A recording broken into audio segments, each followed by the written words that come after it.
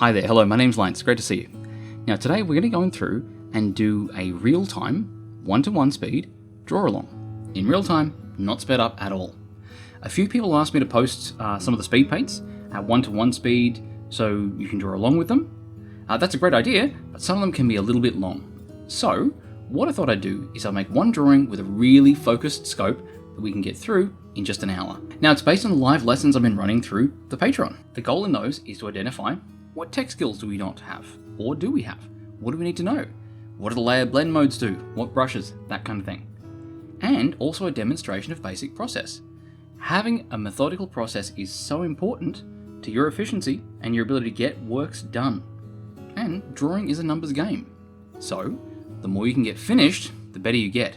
It's not about how much time you spend drawing, it's about how many drawings you get out the door. Now, as per usual, like, subscribe, press bells, all that kind of cool stuff.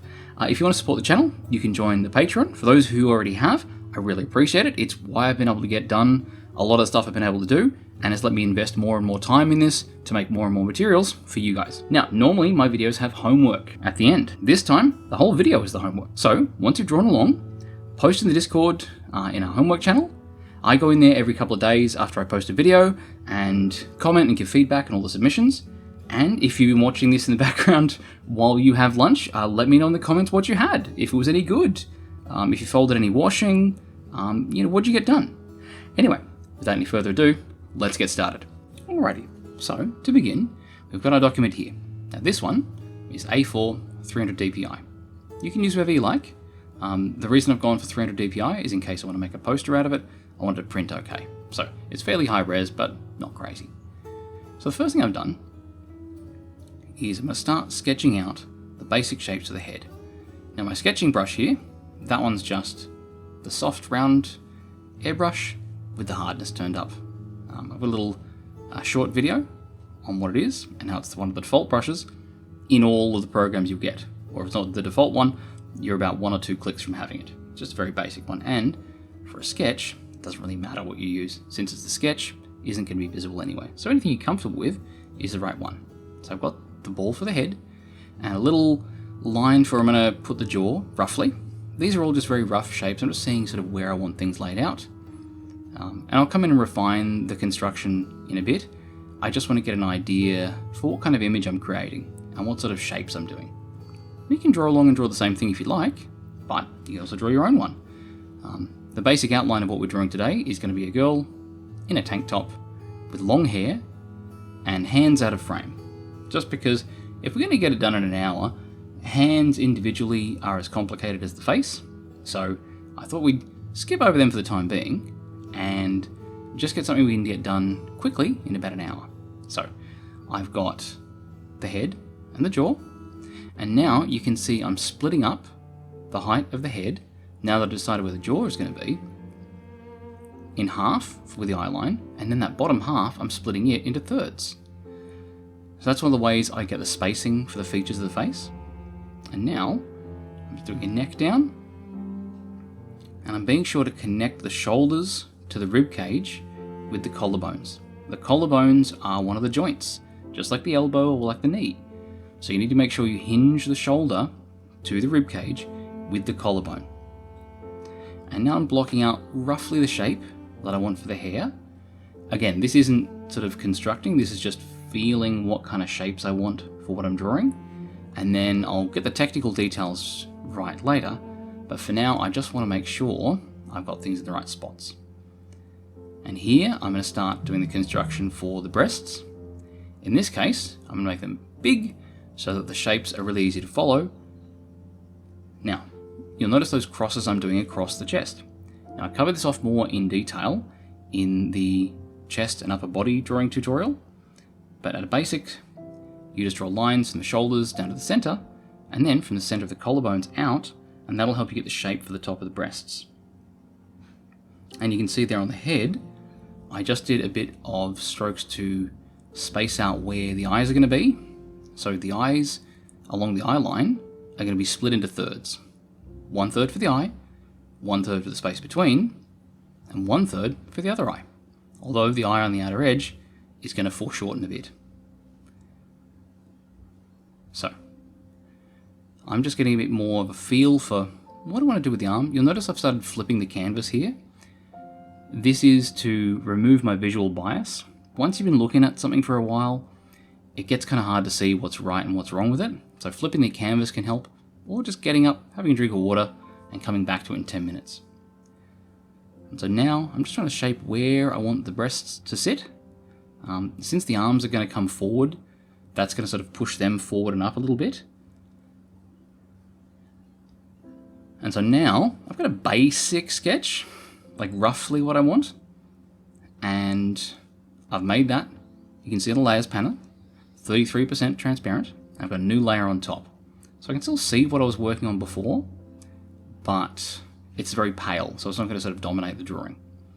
And now, with a finer brush, I'm just sort of feeling my way out and doing a more sort of roughly accurate view of it. Because I got the head shape right. I've put the eye line down. And I've split the bottom half of the head into thirds, although those lines are a little hard to see now. And so I've got roughly the right shape. Now I'm going to do the center line down the face, and with a cross where the eye line meets the center line of the head. I've got a line above the eye line for the brow line, and now I'm doing these lines in for the eyes. You notice they're angled into the head. Your eyes are dug into the skull. So if you put your hand over one of your eyes now, so flatten your palm out, you'll notice you can't really touch your eyeball. It's sunk into the eye socket. That's a thing to make sure you don't, bump your eyeballs. So when you draw a head, make sure you really, really dig those eyes into the head. And then, so I've got my eyes marked out. I'll switch the color here so it's a bit easier to see. I'm splitting the bottom half of the face, below the eyes, in thirds. That top zone there, I'm going to use for the nose. And that middle zone, I'm going to put the mouth in there. Now, I've also got the video on how to draw heads, of course, so don't forget that. That'll be linked in either the video or the description. And now I'm just having a bit of a go at the jawline and thinking where I want the mouth to be. And similar to how we indent the eyes into the head, you also indent the mouth.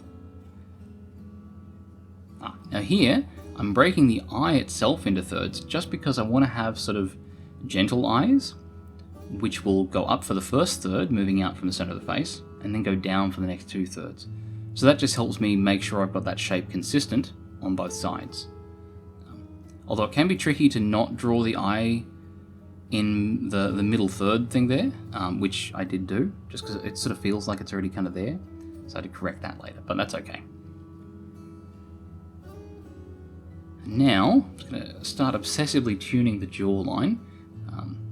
That's my hill to die on, just getting the jawline right. But just because I feel like the face really, succeeds or fails on whether the jawline sits right. I don't know why that's my thing.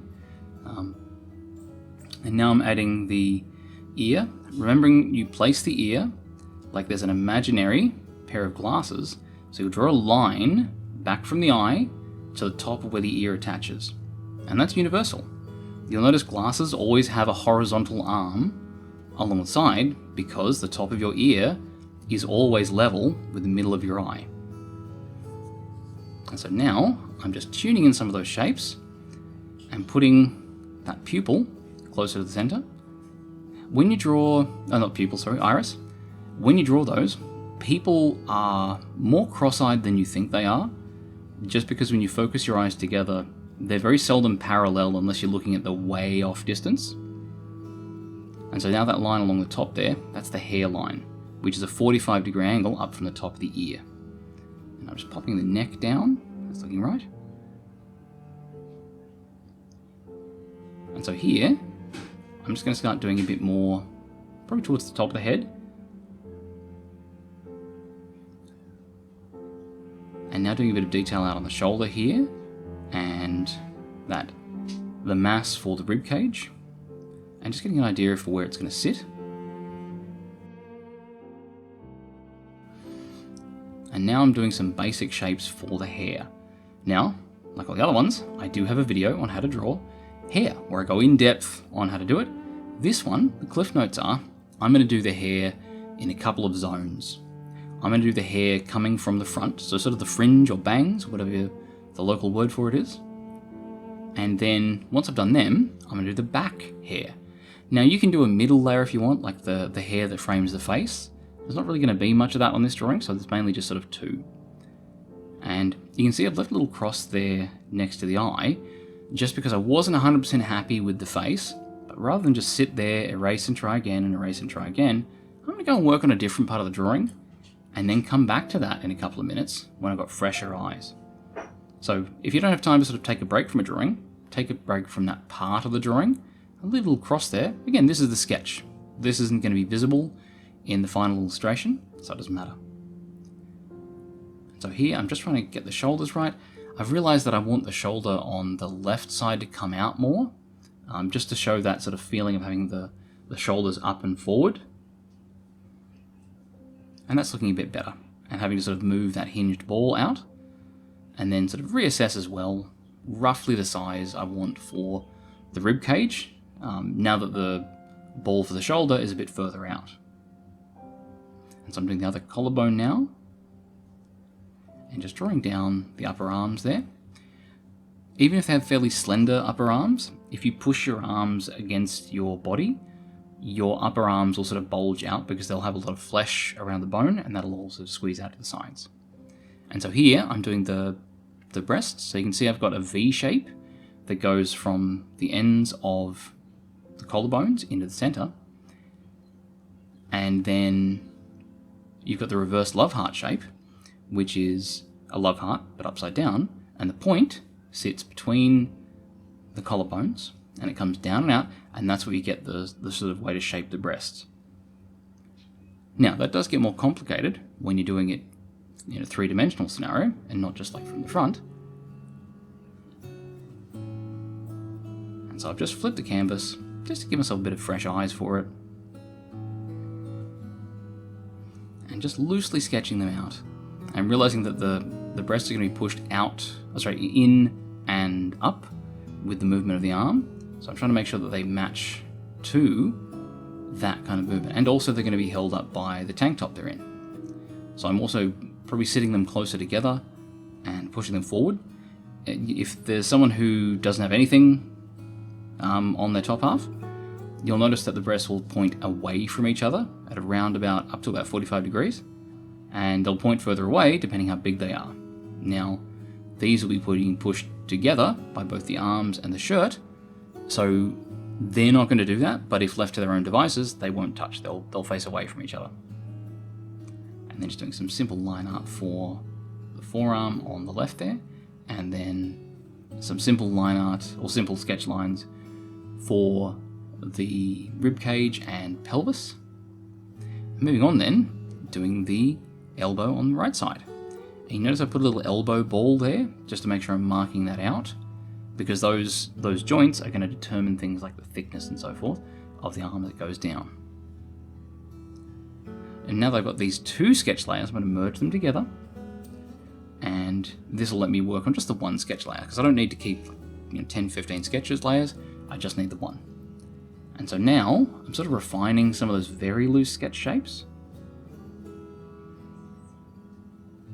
and then some more here for the flow of the hair, and a bit more of a sort of a wodge of hair coming down from the center down towards the ear, and maybe having a few more loose pieces as well.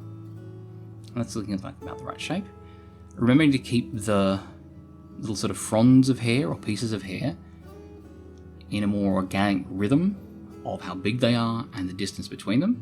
So trying to avoid using the same size piece of hair more than once.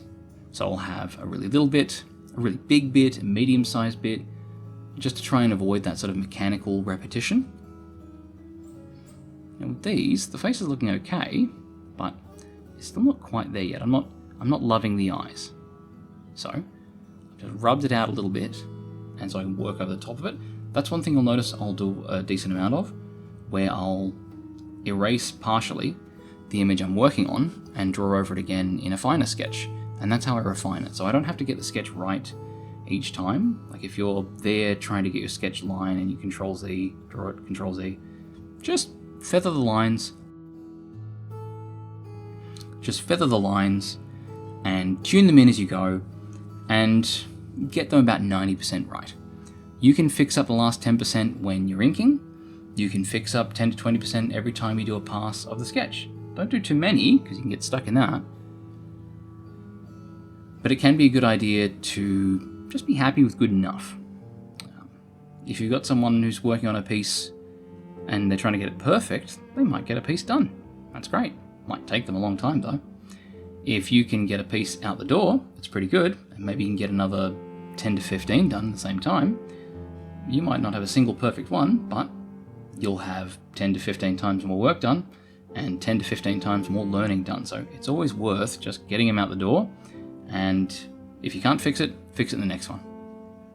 And so I'm just tuning some of the face in and adding a little bit of lock of hair between the eye and the ear there, just to sort of separate that out.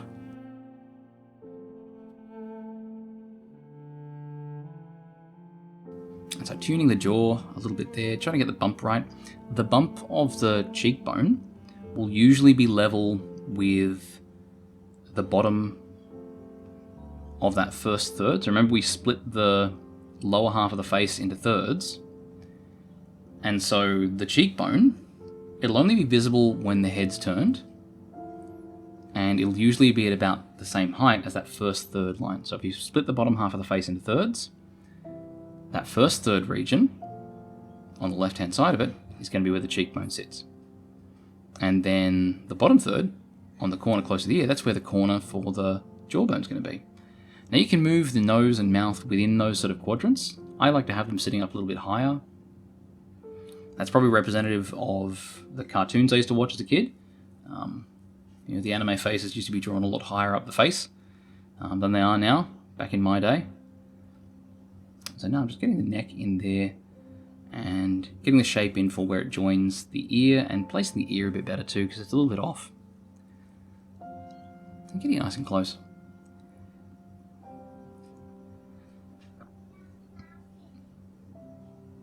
And now, just getting a bit of a rotate and fix the rotation. And again, a pale erase over it. And now that I've got those bits of structure in there, I can start working on some of the details for the ear. I'll get zoomed in, I'll have a look at what I'm doing. Got a nice line coming up there. I'm not sure if I necessarily need the corner for the jaw there. I might just have a very sort of smooth, rounded face. And then going over the ear to get those details in. And then a very basic shape. There's a lot of detail you can have in the ear. With this, I'm just going to use some very basic detail, just so we're not here all day. And then tuning a bit more of the jawline there. You may be tuning a different part of your drawing. You may have done the jawline perfect first go, in which case, fantastic. This is just one of the things I like to get really right. I feel like a lot rides on the shape of the face, at least with the way I appreciate the drawing. And now I'm just trying to get that chin spot just right. I feel like that's getting there. All right, there we go. All right, now with that, I've got the face in roughly the right spot, and I can start doing the same sort of refining on things like the hair as well as the body. I'm going to thicken up the eyebrow there. Not the eyebrow, sorry, the top lashes. When you're drawing a face, if you want the face to look sort of feminine or young, do a really thick top lash and don't really do much of a bottom lash. If you want them to look sort of fancy and showy, really thick lashes on top and some lashes on the bottom. Keep in mind, like, kid characters will look weird with really strong lower lashes. So just usually if it's a sort of fresh-faced, sort of, natural kind of look, then heavy upper, not much on the lower. If they want to look a bit fancy and girly, add some fronds and long lashes to the top eyelash. And if you want them to look like, very fancy, you can add fronds to the top and bottom. And then, there's the further extent of it, which is things like the Hella Boss one, where they're like the length of the head, which looks cool, but it's a real choice. Now, here I'm just going to go over and do a bit more sort of fronds for the hair that's coming out from that origin point. You'll notice all the hair is coming out from one single point.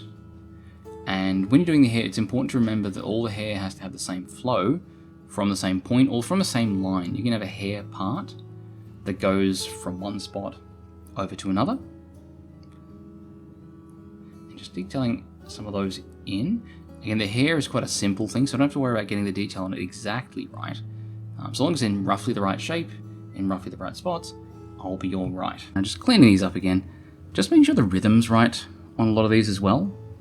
And so when I say rhythm, I mean that I want to make sure the hair fronds or bits or pieces or whatever the word is for them, that they're all different sizes, that I don't repeat the same size piece over and over again. You'll notice that if you have, like, you know, clouds, mountains, whatever, if they're all the same size and shape, they'll look really inorganic and they won't look like it. So you can see there I've got small, medium, and large. So I'll do a really small bit of hair, then a medium bit, and then a really large bit. And I'll make sure that none of the pieces or the shapes or masses are the same size. I want to make sure they're unique and they'll stand out and be organic. And then really tiny, so that's, you know, TLMS, tiny, large, medium, small. And that way I'll have a more organic rhythm than if I had that same shape of that bit of the fringe there on the left. If those pieces were all the same size, it'd look a bit, ugh. And so I'm just doing the lines for the back of the hair there. And doing a few little fold things coming out. They'll radiate from, like, the ear. Since the ear sort of pushes on the hair, it'll generate little divides in the flow of the hair, and then a little crease for above the eye. That's one of the things I keep forgetting about. And just tuning the shapes in here. I probably spent a bit too much time on the sketch, so this was supposed to be done in under an hour, but we ended up at the hour, like 3-4 minutes mark. So I do apologize for that. It's my lack of self-control. Normally I get to hide the the sketch behind the outrageous speed of the speed paint. But this one, you're watching my indecisiveness in real time. And so now I'm just tightening up the shapes of things like the nose and the neck. You know, your drawing may have different bits to shape and tighten up. Maybe you've got that down. And now I'm doing the strap for the top of the tank top. And one thing I'm doing when I do those big long lines is I'm making sure I'm drawing big long straight lines from the elbow. If you draw those lines by curling your wrist, you'll have a natural curve to it since it's quite a sort of tight little hinge. But if you move your arm from the elbow, you'll get much better luck with sort of straight lines. And you can also see on there, I just did that bit of side bulge out from the shirt there to sort of communicate that fleshiness, that softness, the material, which in this case is person. And now just lightening the line art so I can tune it. You'll notice I don't sort of erase the line art completely. I just sort of pale it and then I'll move it around a bit. Maybe I'll go up a bit, down a bit. It's a good way to build on what I've got instead of just doing Control-Z, restart, Control-Z, restart, and getting nowhere. I keep some progress from the steps I've done. And here I'm just reminding myself of where to get that fold of the breast as it curves out towards the shoulder, because it'll curve out towards that sort of point on the shoulder there as it goes from the mass of the breast to being the mass of the pectoral muscle.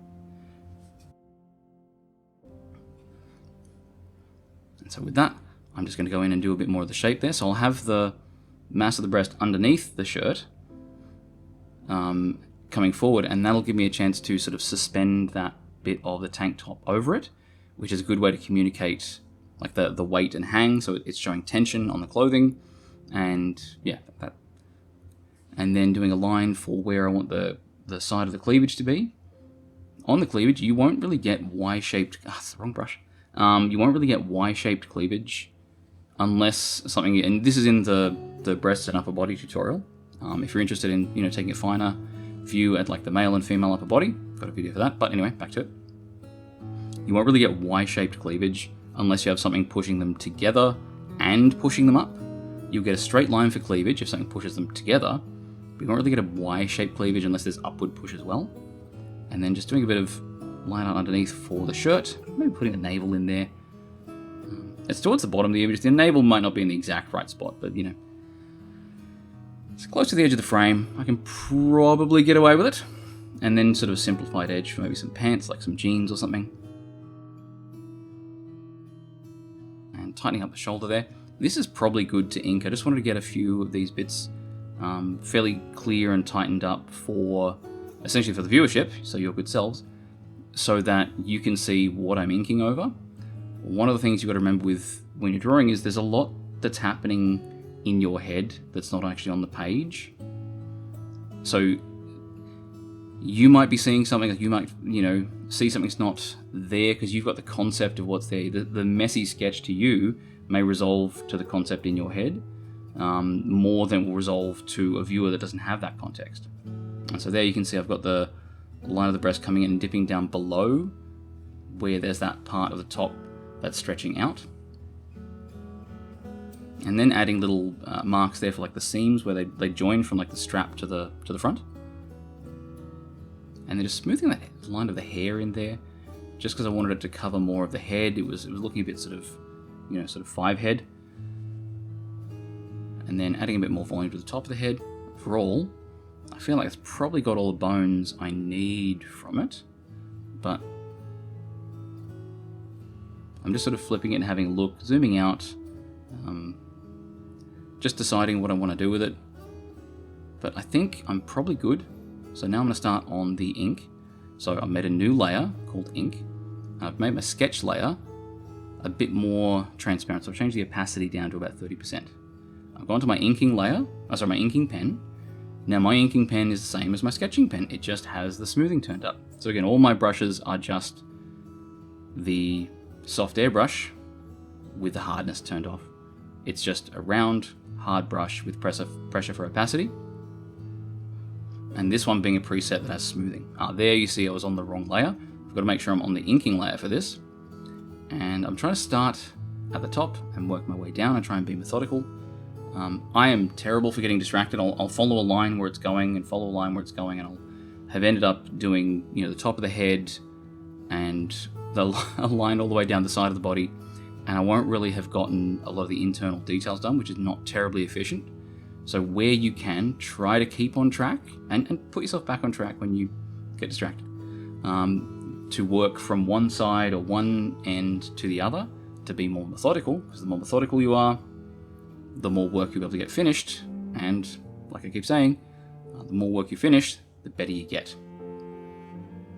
And so here I'm just doing those fronds out. I'm doing them in separate strokes. If you have a lot of smoothing on your inking brush like I do, if you change directions very sharply, it just won't have a sharp corner to it. It'll just have like a rounded edge. So with things like this, I have to lift the pen off and put the pen down. But again, you may have steady enough hands for this. I don't have very steady hands, so I use a lot of smoothing on my Lineart brush, but you may have very steady hands, in which case you have both my envy and admiration, and you should be able to get it done much faster than me too, which is nice. Because one thing about the smoothing brush, smoothing and stabilization on the brushes is it can help you get a smoother line, but it's definitely slower. You can see how much longer it takes me to do these lines as opposed to my really quick sketchy lines I did during the sketching phase. Now here you can see I've turned the canvas to help me draw this line in, because like I said before, the curve of the hand makes it much easier. So the curve of how the hand hinges from the wrist makes it much easier to draw if you're right-handed, the left side of the circle. If you're left-handed, the right side of the circle, because that side of an arch will match the arch created by your hand when you bend the wrist. So here I'm just inking in the neck and deciding sort of where those shapes are going to be.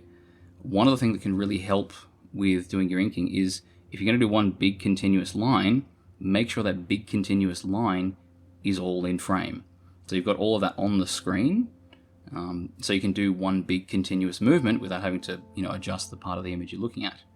So keep it zoomed in so you can get a nice smooth line, but not so zoomed in you have to do big curves on the installment plan. And so I'm just doing these big curves up here.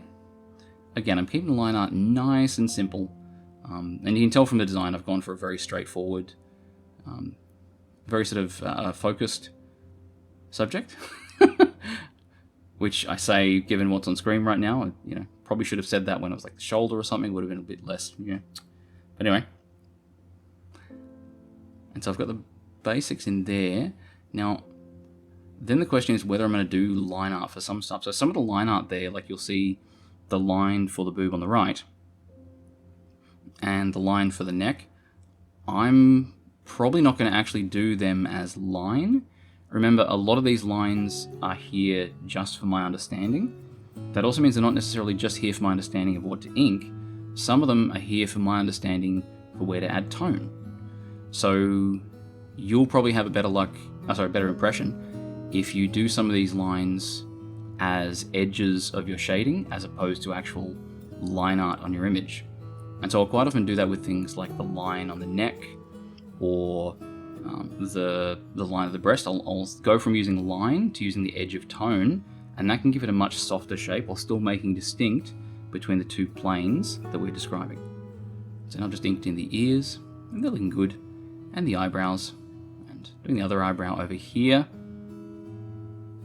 And remember that the eyebrows sit up and out off the face. The eyes and eyebrows are not on the same flat plane. If you do them on the same flat plane, you'll end up with a really sort of flat face. And so here, to make sure I've got the line for the underside of the eyes lined up, I'll do them both as one sort of continuous movement, where I pick up and put down the pen, just to really make sure they're lined up right. Because I noticed here that I've got that little corner piece of the upper eyelash. I've got the corner of it coming out at different heights on the left and the right. It's about halfway up on the left, but it's about 2/3 of the way down on the right. So what that means is I have to make sure my symmetry is in place, and this is one of the things that's so important about flipping canvas. A lot of these things you just won't catch, because again, what I talked about before with you'll see your concept, not what's on the page. So that bias that'll be there in your vision, or I guess in your perception, will be what your intention is for the piece. And that's why it's so important to flip the canvas to reset what you're seeing and see how well it actually matches the vision you have for the piece. And so just adding little mini lashes down there, below the big upper eyelash, and getting in these irises here, nice long irises. One thing I found with these, when I was doing all the practice ones, is that when I'm sort of pushed on time, my work becomes a lot more sort of cartoony.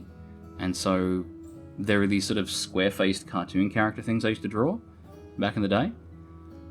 And I did a lot of them. And so when push comes to shove and I'm set with a fairly hard time limit, the faces will end up a lot like those, with big sort of Warner Brothers Wile E. Coyote eyes, but not anime eyes. There's a different flavor to them. I'm not sure how to describe it exactly, but it's one of the things I'll notice is that when I'm doing something quickly, I'll quite often sort of fall back on my Western cartoony sensibilities.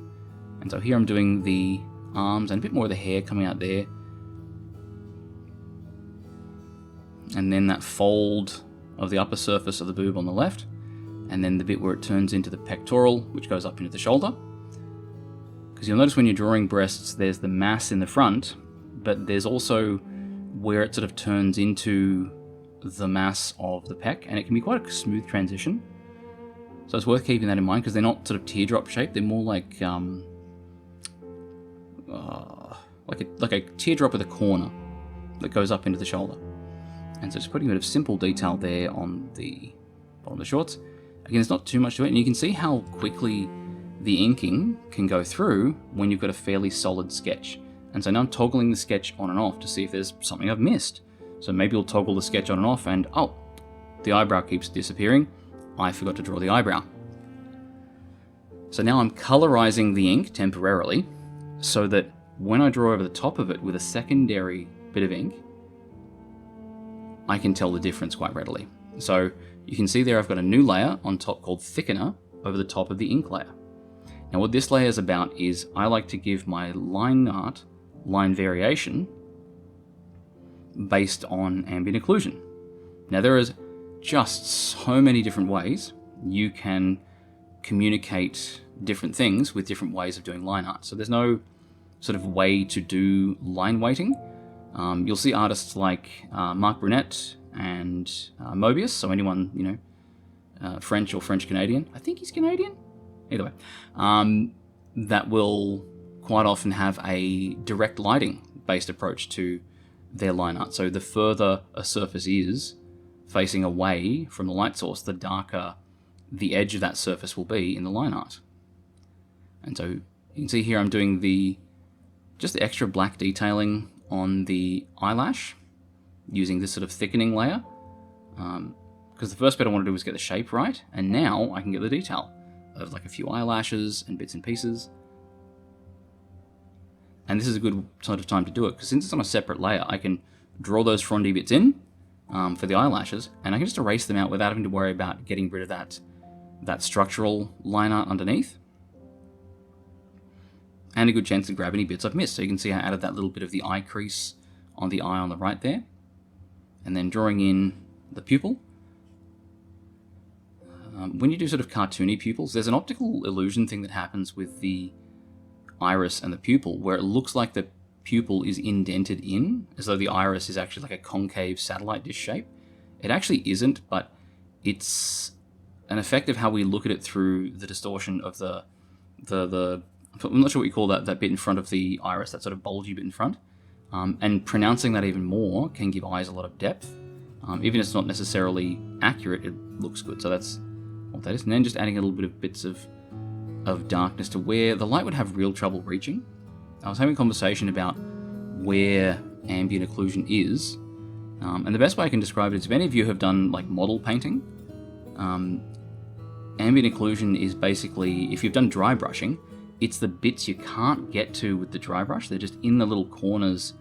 And since ambient light is this sort of fluffy, ever-present, gaseous kind of light that comes in from every direction, the harder a little area is to reach, the less angles from which it can be seen, the less of it will get, because ambient occlusion is the loss of ambient light. And ambient light has bounced off every wall everywhere, and it's coming from everywhere at all times, so it gets darker based on how many angles from which it can be viewed. And the further in to like a crease it is, the less of it it's going to get. It really does sort of work like gas or dust. You can dust it off, but you know when you're dusting, you just can't get into the sort of crevices. That's where ambient occlusion would be. Or if you've seen things like oxidized copper, where the green is, that's where ambient occlusion will be. And so here I'm just adding more of these little bits and spots of where that would be a bit of actual like hard darkness, where there's a fairly big divide that would sit between. Especially under the arm there, that's a spot where there's going to be a lot of occlusion, because it's two large round shapes coming in to a sort of curled around folded shape. You can also, and I haven't done it here, but you can also use it more heavily in areas you're intending to have more shaded. So things like under the shirt there, a lot of that's going to be occluded because it's a top-down light source, which means the breast is going to essentially act like a veranda, and just there's not really going to be very much light on anything below the torso, below that point on the torso. And then adding little bits in between the folds of the hair, it just gives it a bit more depth, or underneath the band of the jeans, and also where it would like cover over, where it would go over the collarbones there.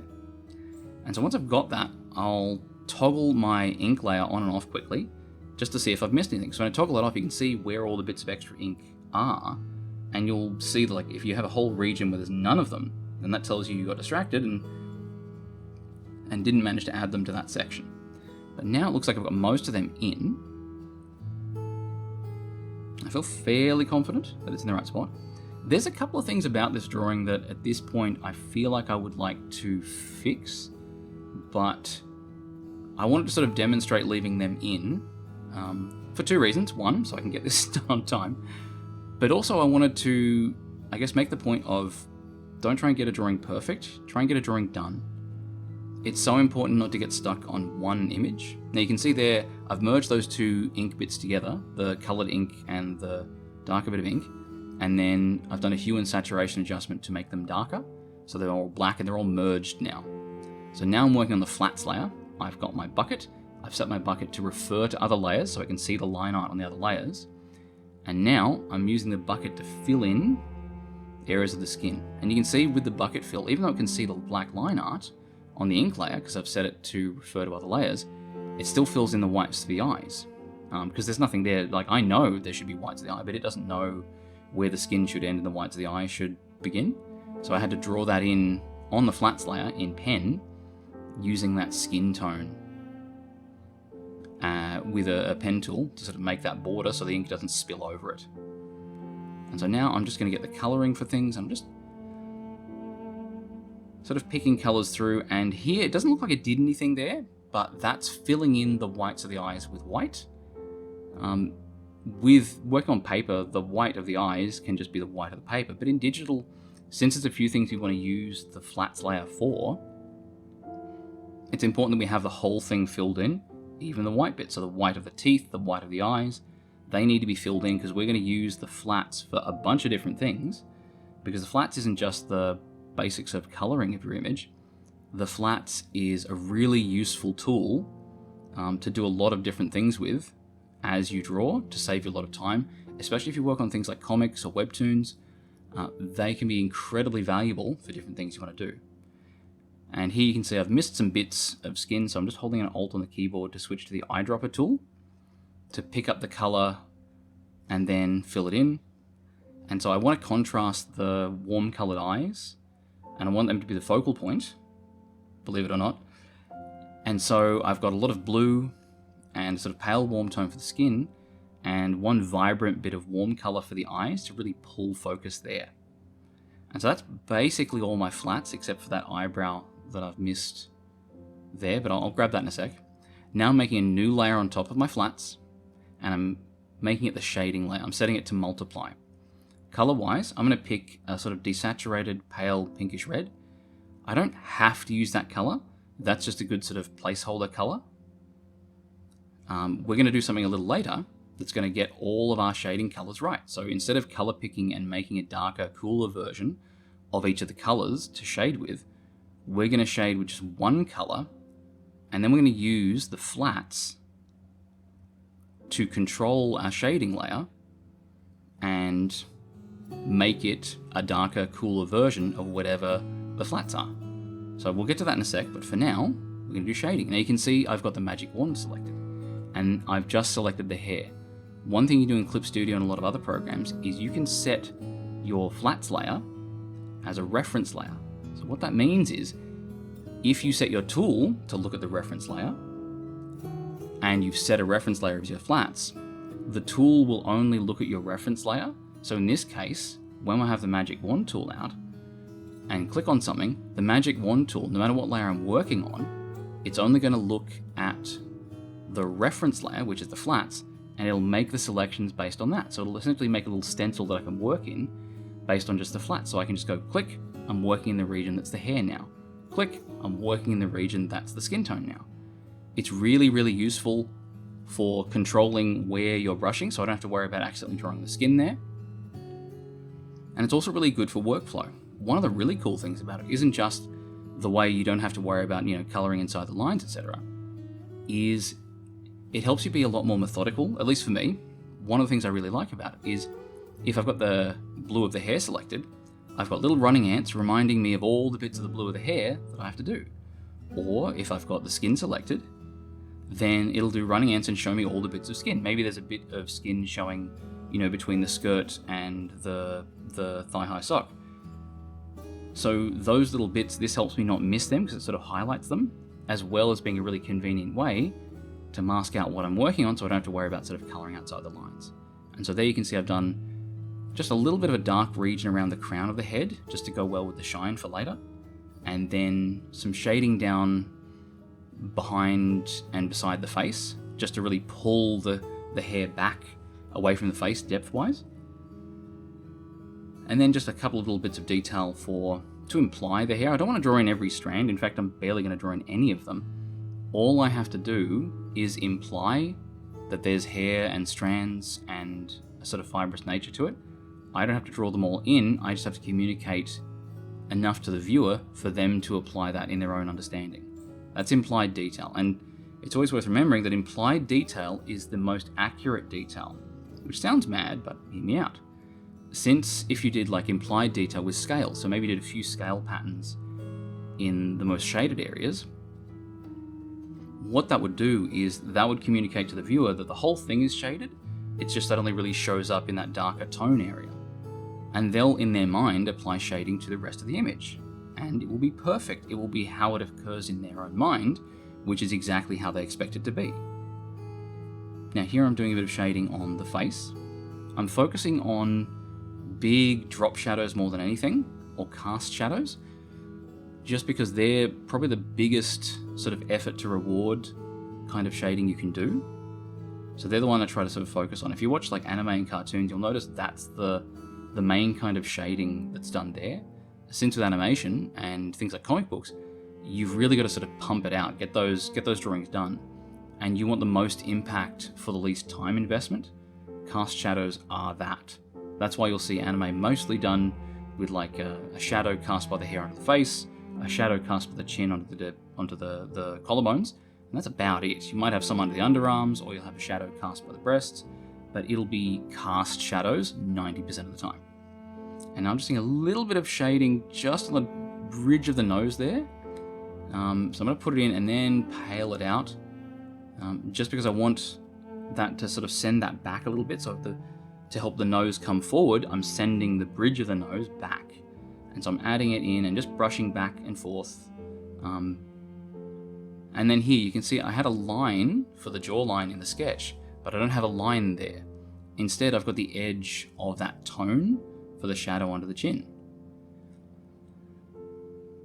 And that's one of the ones where that cast shadow gives so much more depth. Like you can see here, as I've done that bit of shadow under the chin and over the top of the collarbones, that's really separated the face and the neck into separate planes. And here I'm starting on doing a bit of a cast shadow for the strap of the sports bra, but what would work better is if I did the form shading first and then did that, just because that's going to be a big hard block of shading. So I wanted that last over the top of my subtle shading, because it's hard to do it the other way around. You can't do a big block and then work subtle around it. It's easier to do subtle and then do your hard blocks in. So here, same brush, and I'm just working it back with light strokes.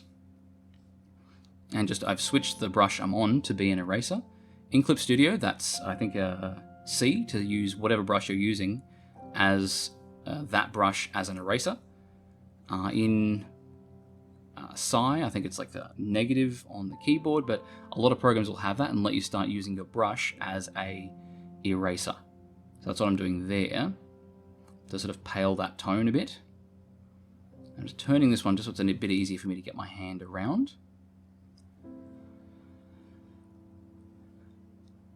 And what I'm planning to do is, once I've got that one toned roughly where I want it, I'm going to use the lasso tool, once I've got that neatened up, and I'm going to remove the boob on the right from the selection so that I don't have to worry about messing up that tone with the tone I work on with the boob on the other side. So I'm just going to get the lasso there, hold Alt to make it into an unselector, and now that part of the chest is no longer selected, which means my brush strokes won't affect it. Because when you have a selection going, the only thing your brush strokes will select is the area inside the selection. And so just the same as the last one big heavy stroke, and then gentle strokes to get rid of some of that tone, because the brush I've got is set to pressure to control opacity. So the harder I press, the thicker the more opaque it comes out, the harder the edge, the more it drops that paint on the canvas. But it doesn't change shape and it doesn't change hardness, it just changes how much comes off the pen, sort of like an airbrush, but square. Well, not square, round, but you get the idea, with hard edges. And then just a little bit of hard tone just down there between the cleavage. And now I can start working on some of those other shapes. So things like a bit of shading around where the mass of the breast turns into the pectoral. So adding hard tone, big blob, and then just erasing it out gently, either with the eraser or by turning my brush into an eraser. And then tuning some of the shapes of the shadow that falls there from the head. This doesn't have to be exact. No one's really going to sort of sit there and map those shadows out. So long as it looks right, that's really all you're after. So don't worry too much about getting things correct. The viewer's not going to sit there with a protractor and a ruler, so just get it to a point where you like how it looks, and that's all you really need to do. By all means, check your work to make sure it's right, but don't sweat the small stuff. And so here I'm doing the cast shadow for the strap of the shirt, and you can see just how much harder the edge is on that. So things like cast shadows, like these, cast shadows will have a really nice hard edge because they're like a projection, like a finger puppet. And your shading will be more gradual. As a round object faces away from the light source, it will gradually get darker or lighter. Whereas a cast shadow is a cutout, it's an outline. And so you can see there, that little bit of shading I've put on the inside edge of the shoulder there, I want a soft shadow there. And I'm doing another soft one here for that little fold of flesh there as it goes up into the armpit. And then a little hard shadow, or a bit of hard shading, for into the corner there, where the light can't sort of get in. Now as I get down here, I'm going to have some cast shadows, where the boob is coming forward over the arms, and so it's casting a big shadow. And remembering that with the angle of the arm going down, that shadow is going to be sort of stretched out. So if you imagine holding a billiard ball over a piece of paper, it'll have a round shadow. But if you tilt the piece of paper, that shadow becomes a much longer oval shape. So the same thing's true here. So the shape that's projected onto the arm isn't the shape of the boob itself, it's an elongated shape of a section of it that's visible. And then also just throwing tone on things like the body, like the pelvis down there, just to really sort of send it back and separate it. And on the other arm as well. Big thing of tone to really sort of separate it out. So that's a lot of the tone there looking good. Now I'll do the tone for the shirt. This one, again, nice and simple. To get a little sort of fine crease, what can really help is do big strokes and draw them in and then cut them out. So draw it in and then with a finer brush, cut sections out. And you can sort of work back and forth. One of the strengths of digital is your ability to come, in and out, work up and down. It's one of those really sort of helpful parts of the medium. If you've worked in watercolor, you'll know that once you've made it darker, that's how dark it is. That's all you can really do. They're transparent, darkening sort of glazes, so you can't sort of take them off. Well, not exactly anyway. So here, I've got those big blobs with a big brush, and now I'm turning those big blobs of shading into finer creases. So I've put little shapes in, I've sort of cut and shaved edges off them to remove their strength, and now it's looking like, instead of just a couple of brush strokes, I've turned those big brush strokes and sort of carved them in to make them into the shape of the creases in the shirt. And then of course just doing a big block in under here for the area under the breast. And now doing a bit of shading on the iris there. And of course on the sclera as well. You'll notice that here especially, that the shading on the sclera comes out much too dark and too pink. So that's one of the things we're going to use use the flats for later to control that. So we will get to that. This is just sort of marking out where we want the shading to be. But there is a trick I'll show you to help your shading be a bit smarter and save you a lot of time. It'll do about, call it 90 to 95% of the work of getting the shading colors right. I don't know if I'm the only one that does it. I found it during a drawing because I was tuning all the individual colors, and then I looked at the adjusted colors of the shading and thought, this is basically my flats, but like colder and darker. Can't I just use a colder, darker version of my flats to make my shading do this for me? And that's what this is. So you can see I've duplicated the flats and now making it down hue about 20 and down luminosity about 20. Go okay. And now I clip that to my shading layer. So it's a copy of my flats, darkened and hue shifted, and I've put it over the top of my shading and then clipped it to it. And now you can see it's fixed the colors up for the shading. No longer is the shading too dark on the eyes or too pink, because it's taking the color of the shading from that version of the flats. I've got this covered in a bit more depth in my post-processing video, if you'd like to have a look at that. But it's a handy trick. Again, I found it during a drawing. I don't know if anyone else does it. I'm sure they must have. It's not like the grand discovery or anything, but it's not something I see talked about very often, and it's really handy, really time-saving. Again, it'll get you 80% of the way there. So it's a good way to get you most of that first step, and then you can manually tune it all you want after that. And so here, this is my second shading layer. So the second shading layer is just for the darkest spots, or any spot that needs shading inside an already shaded part of the image. So here I'm doing a bit of extra shading in those little dark extra bits, like, next to the face, behind the neck, where light would have a real tough time getting in. Your extra shading layer will probably be more indicative of your ambient occlusion, since you can see under the neck, once it's missed out on the primary light source, under the chin, once it's missed out on the primary light source, it's shaded. There's not really much more light that it can miss out on. But it is still lit by the ambient light. So you'll be doing the shading inside the shadows based on ambient occlusion, not on the direction of the light source.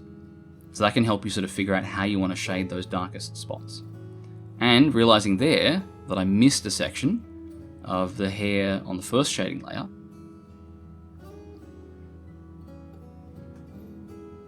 and so now I've left myself on the first shading layer. I've got to make sure I switch myself to the second shading layer, so I can get a little bit of extra darkness just under the jawline there, just to really sort of separate that out and really carve it out.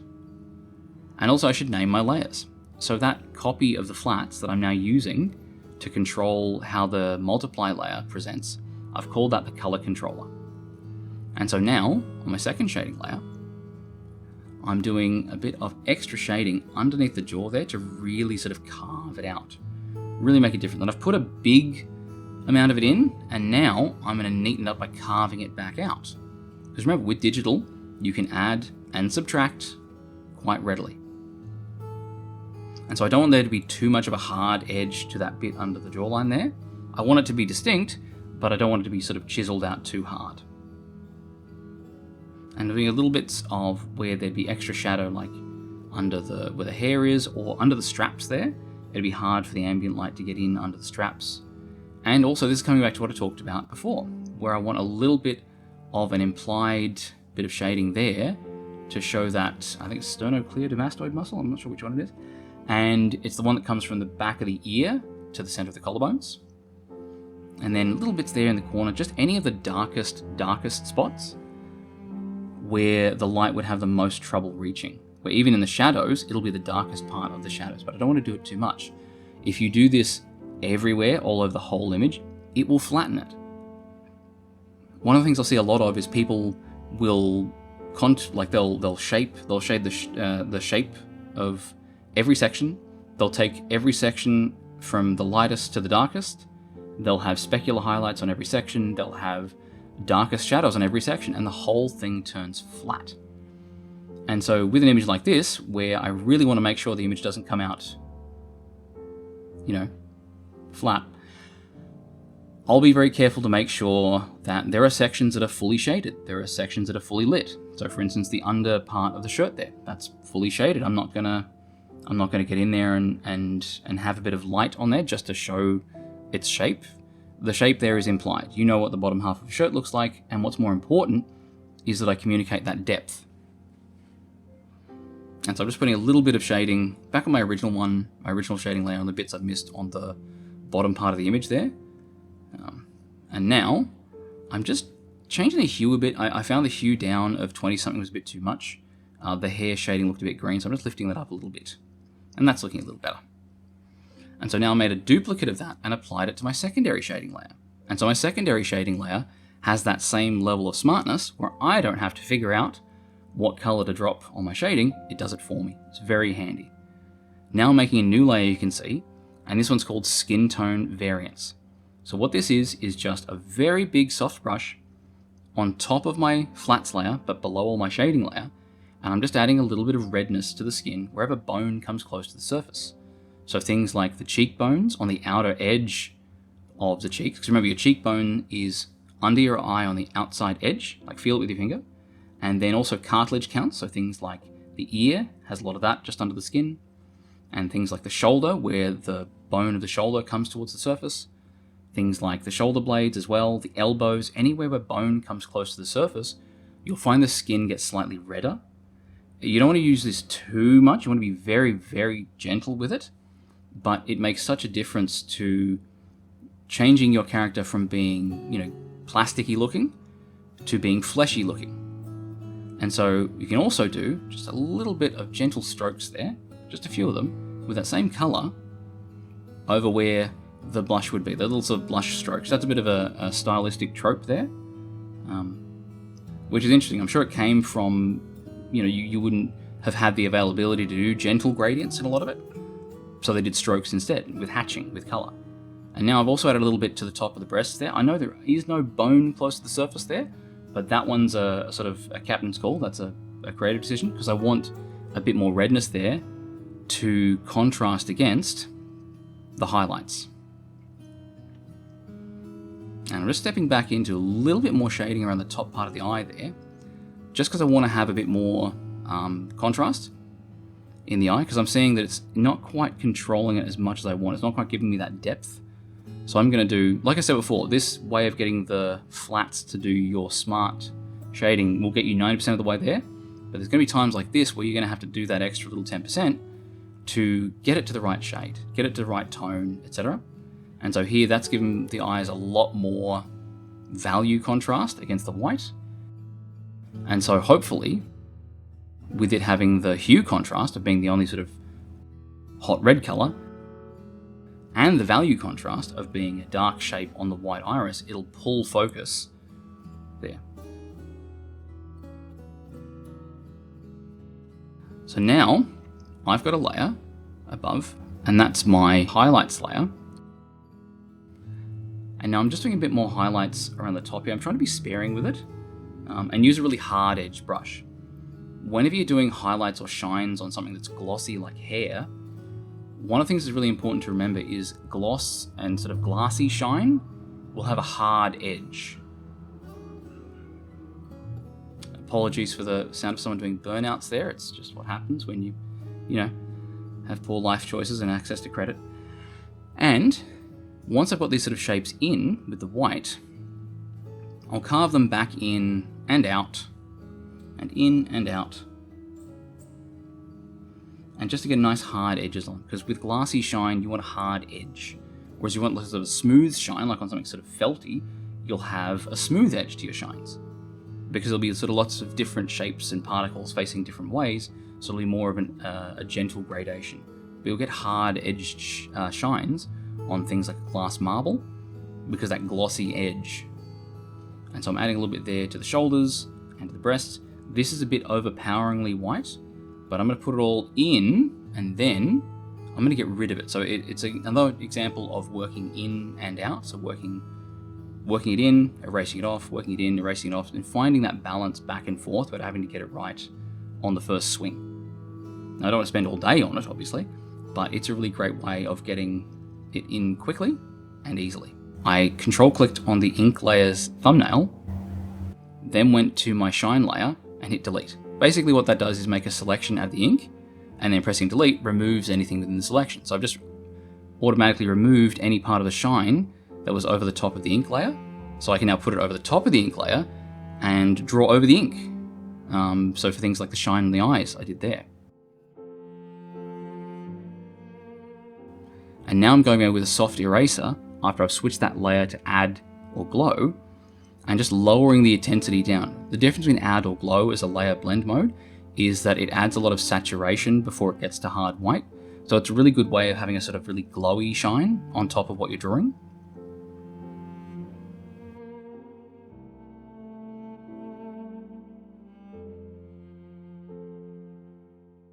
And so now I'm going to give the liner just a bit of a slightly softer color than hard black. Like a really, really dark full saturation sort of red can work quite well, or a really dark full saturation purple can work as well. And I'm just adjusting. It's a little bit too pale. The effect doesn't have to be very strong. I just like a little bit of it there, so it doesn't go to sort of hard black where possible. And now I've named my layers. I've got my shine, I've got my ink, and my color variants. And so with a lot of these, I've got most of the effects in. Most of the basic sort of stuff in. And now what I'm going to do is do some little post-processing effects. So this one here is subsurface scattering. So you can see I did a control click on the thumbnail for the shading layer to make this selection. And this selection means that I can only now draw on my new layer where there was drawing on my shading layer. Or, like you see there, I can use that selection to make a mask, so I don't have to have the running ants if I don't want to see them. And you see this layer here, I can only have my glowing screen layer of bright sort of reddy orange show up where the shading is. You'll notice it doesn't lighten the skin tone at all, it only lightens in the shading. So this is subsurface scattering. Again, this is in my post-processing video if you want a more in-depth one, but basically it's adding a reddish glow to the edge of shadows over things like skin to show that the light went in, bounced around all the red stuff, and then came back out with a bit of that color. And it also works on non-skin. Now the reason for that I'm not sure. I think it's like chromatic aberration, but either way it looks good on like hair, looks good on concrete, anything you like. And I'm just doing it very lightly over the dark t-shirt just because it over-represents on dark surfaces. And so now I'm doing a little bit here under the arm. And a little bit there on the elbow as well.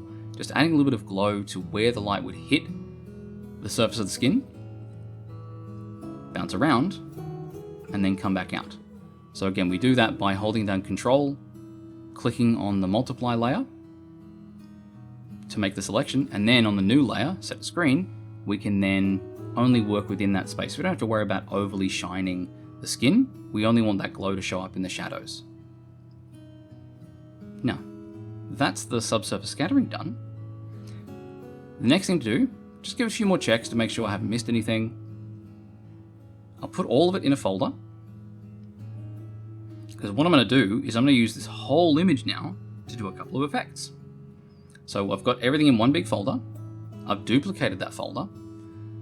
And I'm going to call the original one the character, so I don't accidentally merge it into a flat thing. And this new one I've made, doesn't really matter what I call it, because I'm about to hit Alt-Shift-E to turn it all into one flat layer. And so that's no longer made of separate layers. I've still got the one with separate layers underneath it, but now I'm going to blur it and try some different effects. So this, if I blur it quite a lot,